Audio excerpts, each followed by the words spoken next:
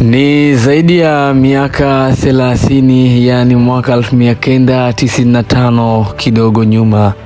Yote yanatukumbusha Mwafrika wa kwanza kubeba Ballon d'Or, na huyu ni George Mane Oppong-Weah, mzaliwa wa Monrovia nchini Liberia, Oktoba mosi miaka 1966.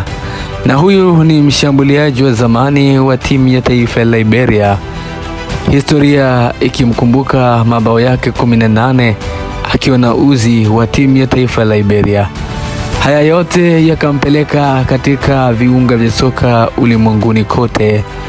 Pale nchini Ufaransa alihudumu na Monaco, alihudumu na Paris Saint-Germain, miongoni mwa timu bora nchini Ufaransa, na hata safari yake kule nchini Italia alipojiunga na miamba ya AC Milan, na hapa ndipo ulimwengu ulimfahamu zaidi. 1995 alibeba Ballon d'Or yake ya kwanza akiwa hana UEFA, na historia hii bado haijaandikwa na mwanaume yeyote yule.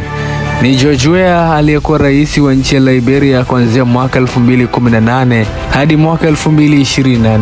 Nyuma ya George Weah yalitajwa majina mengi ya Sadio Mane, yalitajwa majina mengi ya Victor Osimhen, yalitajwa majina mengi mno ya Yaya Toure, Didier Drogba, majina ya kina Samuel Eto'o.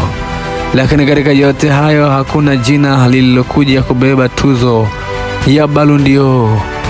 Lakini dunia inaota mengi kwa sasa juu ya gwiji wa timu ya taifa ya Misri The Pharaohs na klabu ya majogoa Liverpool, Mohamed Salah Ahmed Mahrous Ghali Mo Salah, mzaliwa wa Juni 15, 1992 katika mji wa Nagreg Basion nchini Misri.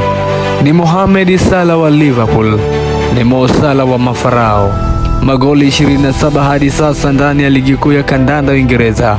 Kuna nafasi kubwa ya kuisaidia Liverpool kubeba ubingwa, na yeye akawa top scorer.